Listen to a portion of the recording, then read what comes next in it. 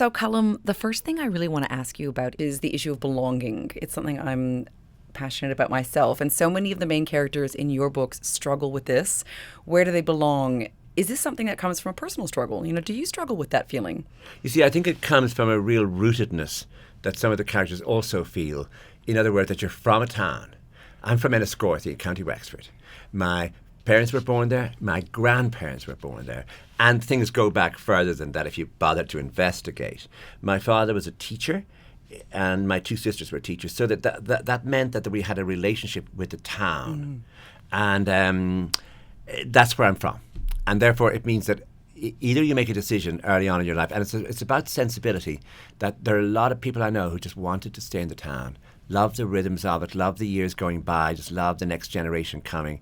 And then there are people like me who just looked at the main road very, very carefully at a very young age and loved the train going to Dublin. If anyone was going anywhere, if a circus came, like if a missionary came saying, come to Africa and join the missions, I would have gone anywhere. And I'm still like that. And so tell me, is any of that rooted in the fact that you're a gay man who grew up in the 1950s and 1960s in Ireland? I can't imagine that might have been necessarily the easiest place to be with the Catholic Church ruling so much there. Is any of that related? I don't think so. Even when you say you're a gay man, I wonder, who are you talking about? Because, of course, you spent your time thinking you were not gay. You just preferred blokes. In other words, the identity tag came later. And it would have been so afraid if someone had said you're a queer or anything. But you felt, I'm not a queer, I just like blokes. The Catholic Church wasn't the problem as much as the general society where this thing was unmentionable. It wasn't merely that it was illegal. Of course it was illegal, but It wasn't just illegal. No one said anything about it. So it didn't really oppress you in any way that was obvious to you. It oppressed you in ways that were much more serious because it was all about silences. It was all about that strange oppression where do not mention this. And then later on, don't tell so-and-so. And oh my God, what will so-and-so think? And then everyone got over it. What's really irritating in a way is that everybody got over it. And you wonder why they couldn't have got over it a generation earlier. Since they're so easy now about it. And, it's really fashionable to be queer. And people's grannies love them because they're queer. Why didn't their grannies try that out like in 1962? Or why had that never been a problem to begin with? Yeah, exactly. That would be... Yeah, exactly. Why that would be more ideal. Yeah. But oddly enough, the church is not the problem. The church is on the run, and we have them on the run. And I like this new pope. I just think he's the same age as me, and I like anyone who's the same age as me. But I think he's a quiet-spoken, thoughtful person. Well, and in politics, that would be such a relief. After some of the noise we've been hearing with some of the buffoons. I won't name him. Will you not? But no. Please? But he's called Donald Trump. Thank you. Thank you so much. Thank you so much. Well, I wanted to ask you about the new Pope because you have actually written a lot about Catholicism. You wrote a travel book, The Sign of the Cross, Travels in Catholic Europe. You wrote a play about the Virgin Mary. But then you also once wrote in an essay, one of the purposes of literature, as Joyce made clear, is to put religion in its place. So where would you put religion if you could? I don't know. I was in the Vatican recently and I realised that I've been growing fond of the place. And I've been growing very tolerant about Holy Mother and the one true religion. And I suppose it has to do now with the fact that in America, the only voice of sanity now would be something like the Bishop of... Trump really had it in for Pope Francis. And he, in December, just before he was inaugurated, he appointed an ambassador to the Vatican who really had written against Francis and almost railed against Francis. And Francis, in retaliation, in January of this year, appointed a new Cardinal Archbishop of Washington, D.C., who was in San Diego. And just before he left San Diego in January, he led a march of migrants against Trump, this man called McElroy, then arrived in triumph in Washington, D.C. Yes. So there is a war going on between this administration and certainly Francis, but also now in a much more thoughtful and I would think much more dangerous. I think that this new man, Leo, does not suffer fools. And from Chicago. Yeah. The South Side, I think. Yeah, so, and he's lived in Peru. Yes. Meaning if you think you know what this is about, you don't. I do. all those years in working with the poor people in Peru during a very difficult time. Anyway, so it's all very interesting at the moment, and it is though that the church might lead us towards electing more mild. You guys have a mild-mannered fellow at the moment. Do you mean Canadians or Australians? No, I mean. Oh, sorry. I mean which one are you looking at? No, I mean Australians. Yes, and I mean Canadians too. Yeah. I mean the Canadians and Australians have suddenly led the way with the current Pope, that we might have a new generation of leaders who at least would not shout and rail and make absolutely talk rubbish, basically. I mean, just the small gift to us as mankind: stop talking rubbish. I mean, wouldn't that be nice? Wouldn't that be nice? And this is so interesting to me. So I want to know about your newfound fondness of the Vatican, or perhaps a greater fondness for Catholicism in general. I don't know. I'd love you to tell me. Because you did write an essay on the Ferns Report into clerical sex abuse in the Diocese of Ferns and Wexford. So, is this something... Do you forgive the Catholic Church for those abuses? What is with this new fondness for you? It's so interesting. I know. That's an outstanding matter, and for the victims to feel that somehow not only are they being ignored, but as though they're being written out of the current agenda. In other words, here's me. I'm talking all about the new Pope in relationship to Trump, but in the meantime, there are people who are really hurting because actually it hasn't gone away for them. You're talking about the victims of clerical abuse. I am, who have not. And I mean, in Ireland, this is a really serious matter. It hasn't gone away for them, and there are other countries where it hasn't even begun to be investigated. And every single time it's looked at, there was obviously a secret rule the church had: do not go to the police. We are above civil society. We are above the law. Mm-hmm. And what to do with the priest is talk to him very severely and move him to another parish and tell no one. And this caused untold grief. It ruined people's lives. And they still haven't come clean on this was what we did because it was Vatican policy. This came from on high. Stop blaming individual bishops, although they are to blame, but actually from on high. How come in no place did they go to the police? So tell me, how do you reconcile that with what is the fondness that you felt when you were in the Vatican? Because this is what I love about what you write, which is of course what we all experience with humanity, no matter who we are, is that life is complicated, right? We all contain hypocrisies and things that make no sense. I'm not calling you a hypocrite, but how do you reconcile those feelings? What was it that you felt in the Vatican? I was having lunch with someone. They said to me, just casually, a lot of people don't leave the Vatican who live in the Vatican. It's a tiny space, and they don't go into the Italian state. And even like the barber. I said, hold on. I tried not to look too good. You mean there's a barber in the Vatican? Oh, yeah. For cardinals and archbishops? Yeah. And I got up early in the morning. And there it was, very discreet. I mean, not a big barber sign there wasn't or a barber big plate pole. glass window. Yeah. But it was clearly a barber's, and you went in, and honestly, there was a cardinal having his hair shampooed. Now, you see, it's a really good barber for me because I'm bald. Yes. And every bishop, archbishop, and cardinal are almost by definition bald. And therefore. So this was the place for you. And therefore, they do bald haircuts very, very well. I mean, mine has got a bit longer now, but honestly, I came out feeling for once. I'm not being insulted in the barbers. I'm not being just barely with a bit of being shamed. Just a bit of scissors work and you're out. We do your eyebrows as a way of sort of compensating because you have no hair, Mister. So you found your place. I have found that was it. It was the hair. It was the hair acceptance. No, just the whole business of being an unmarried gentleman. Yes. Age 69. Yes. You get fond of other such fellows, even though, as I say, some of them have been, in their lives sort of less than ideal in the way they've functioned, and as I say, done a lot of damage. But yeah, the comedy of things remains interesting, irrespective of. I mean, I wouldn't stretch it to Republicans in America, except in Texas, where you honestly could be in a room with Republicans and they're just so nice and funny, and then you're just, oh my God, they're all Republicans. What am I doing here? So it's a problem. It's a lack of moral character that I have, moral firmness. I don't really know the difference between right and wrong.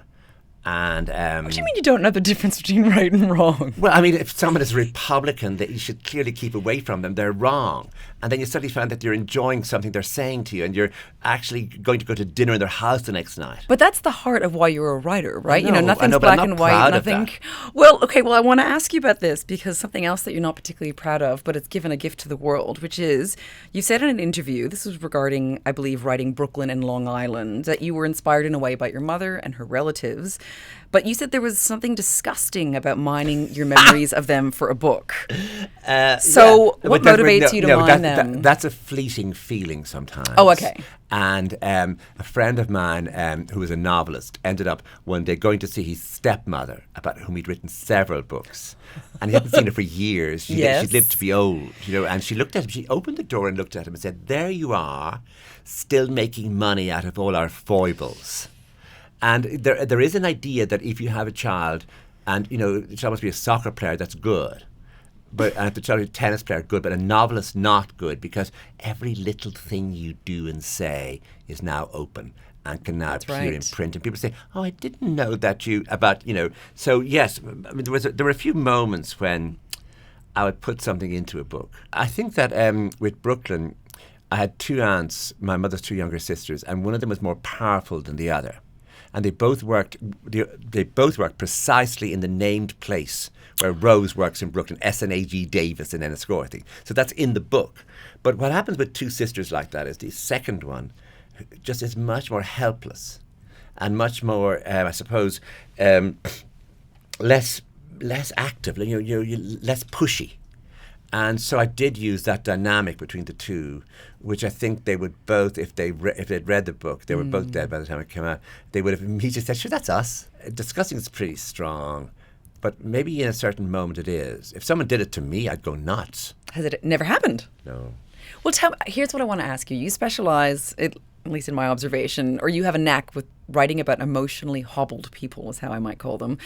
So many of your characters are, but really the one that springs to mind is Henry James in The Master. He's unable to communicate his own feelings, his desires to other people, though he, perhaps like yourself, Colm, he does mine those, right, for his writing. He certainly is very well in touch with the vulnerabilities, the desires, the inconsistencies of other people.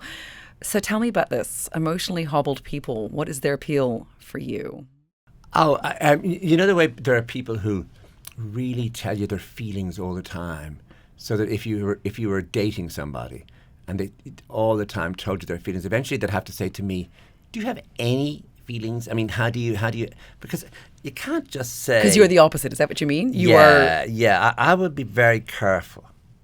And I would tell a lot of jokes, and I would, as I'm trying to do with you, and I would go on a lot about various things, and eventually someone would say to me,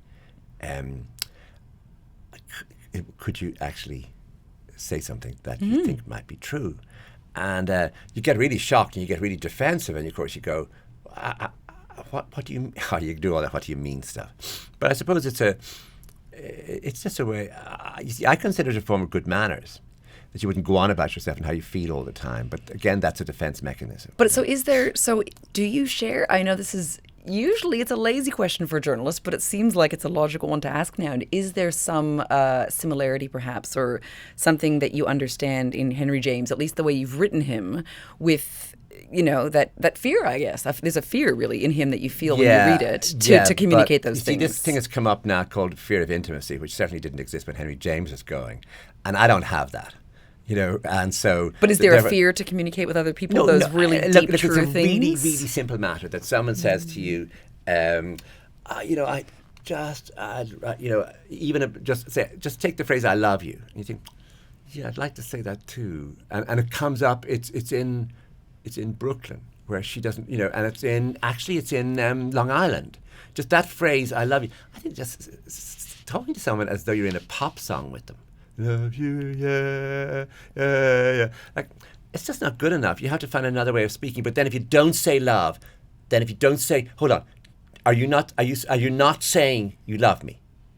And then, but then what you really want is peace. Could that conversation stop, and could we have it tomorrow?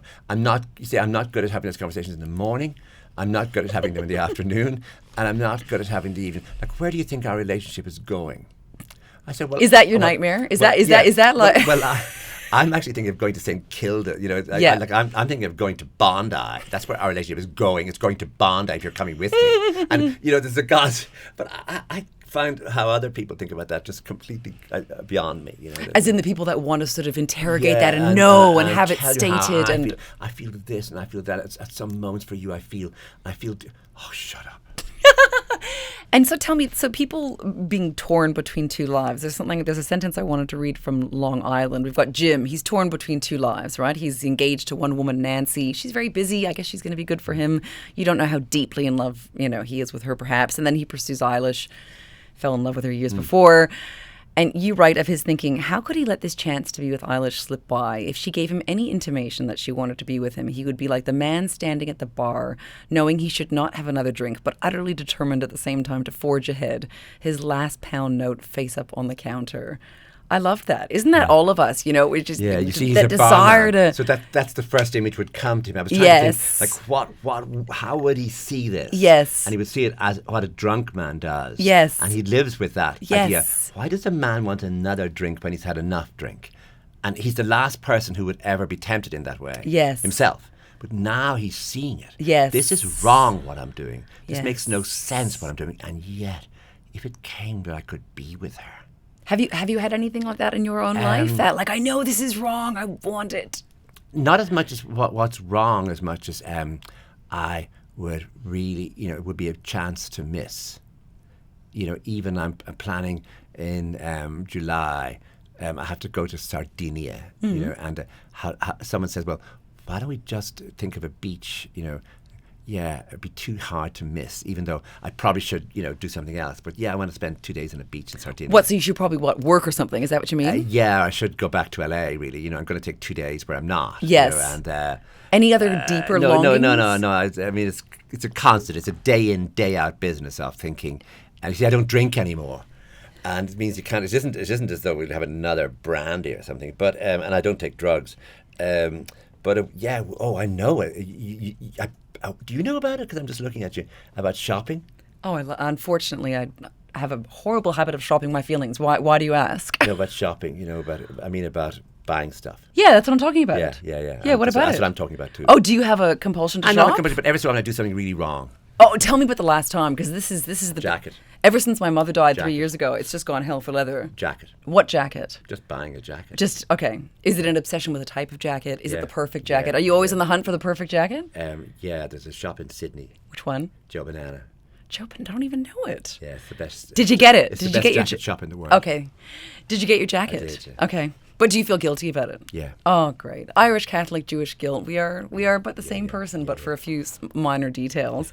Now, I wanted to ask you, I told you I'm obsessed with this idea of belonging, people being torn between different places. You've got them in numerous books, but you've also written about the dangers of nationalism. I think you've written about Irish nationalism.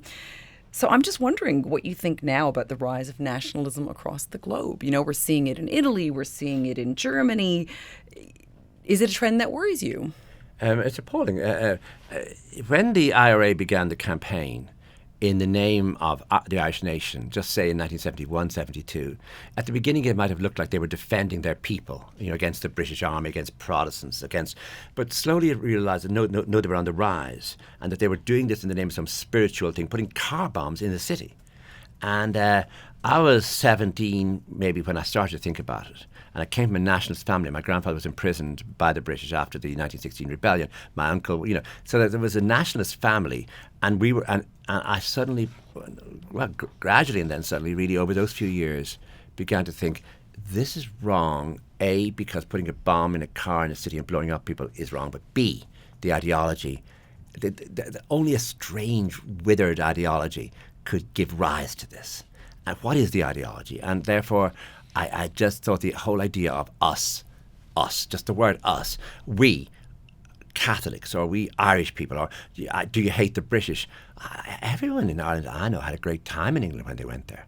If you wanted to see a banned film, or if you wanted to get condoms in the 70s, you went over from Wexford to Wales. And my mother, when she was coming back from little holidays, would come back with a big bag of condoms for various people she knew. That's called England. The enemy. It certainly becomes a great phrase for Your freedom. mother sounds like a badass. So in other words, a lot of the things you were brought up believing about your own nation, Yes, just didn't. It seemed to me that would only cause further grief and didn't mean anything. So yeah, I mean, what's happening? And look, this business of migrants is really. See, politicians are afraid to make the argument. Migrants are good. They make a society. What's the best place to live? The place where there are most migrants. Now, how come? And this idea of migrants as the enemy, migrants are going to take your job because you were so busy picking apples and strawberries. That was your job. Your children wanted to do this too. They have PhDs in picking apples. And people are stealing your picking apple job. Give me a break. You go into a nursing home, who's there all night?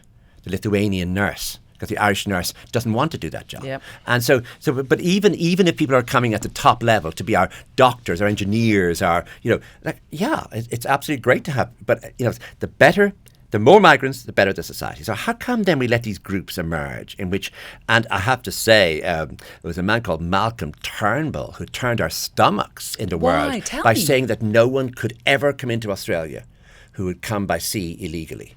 And that he would never be let in even once. There would be no lift on that. And he got Obama to agree to take people he was keeping on an island. But I mean, every country did this in one way or another. There are a lot of deportations from Ireland. There's no point in blaming Malcolm Turnbull, but I do. And but I mean, the stuff that's going on in America at the moment, and the stuff that's going on in Germany, and the stuff that's going on in Spain and France, over these outsiders, these strangers in our house, these migrants, these men, they're going to take our what? Take our what? And they're going to actually build a great society. I mean, can you imagine Yorkshire without its Pakistani and Indian populations? What would you eat? There's a change going on in England, and it's not for the worse. Yes. In other words, it might look like that. Yep. But there's actually one of the reasons why Farage, I feel it's the last throw of that English dice, Farage, because I watched this happening. Like the last gasp of desperation to turn back. I hope I'm right. But in any case, everywhere you go, like this, honestly, there's a street in Barcelona, and it's just behind the Opera House, and it was the most dangerous place and run down, and everything was grim down there. It was called Carrer Sant Pau, and you couldn't go down it. And everything had just gone. And suddenly a group of Pakistanis arrived, and they opened things. And they opened more shops. They opened barber shops. They opened butcher shops. Yeah. They 24-hour supermarkets. And suddenly you should see the street now.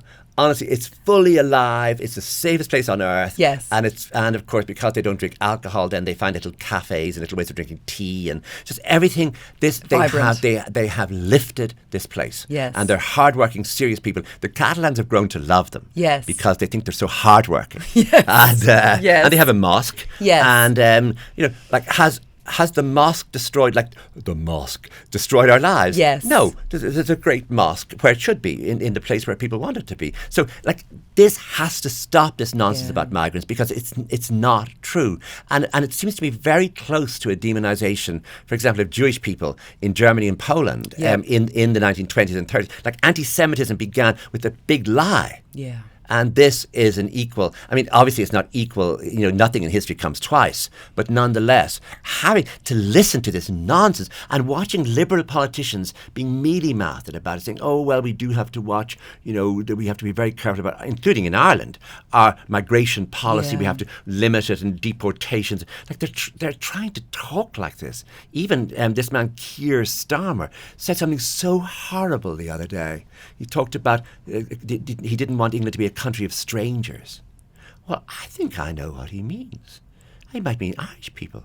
He might mean people from the Caribbean. He might mean, all those students that I taught in that class, or that I taught in those classes. The students I was, who were graduating from Liverpool. Are they strangers in England? Yeah. And so he's just looking for votes, cheap votes. That's incredible. I mean, it's amazing to see you so impassioned, because it's obviously something you care so deeply about. See, if Trump didn't have this enemy, what would he be talking about?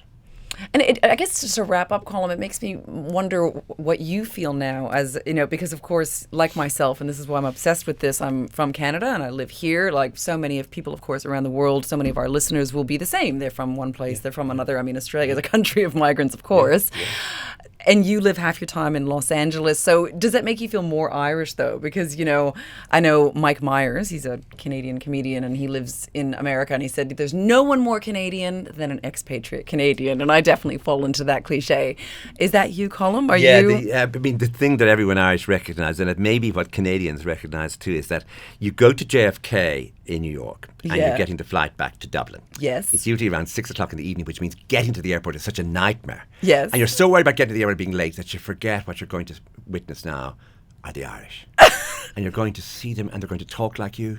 Some of them are going to look like you, and they're going to behave like you, meaning that if they're pushing a cart along, they're never sure that this is the right thing to do. They have a slightly worried look. They don't deal well with authority. They're afraid, or they're slightly aggressive. The men, the men have that sort of soft eyes that you get in Irish men, but it could be a very hard jaw. And what are the soft eyes telegraphing? Vulnerability? Like, what is it? Yeah, you're home. It's all fine. We're all together in this space. The cabin crew are all Irish still. On the Aer Lingus flights are all Irish. So the woman in the middle of the night, as she's passing you by, looks at you and says, "Would you like more tea?"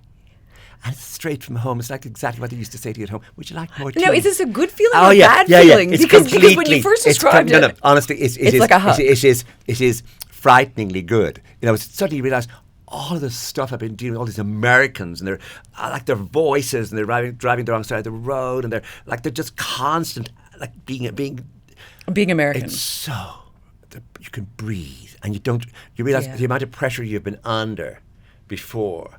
And you're on the plane. It doesn't last, by the way. It's quite a false piece of elation, but it's real, and everybody knows it. Yeah, no, I've had that experience myself of just flying and landing in Canada, and I've lived here 27 years. This is my home, but if I go there and I just hear the accents, it's just the accents, and all of a sudden, it almost makes me cry. Yeah, would you like more tea?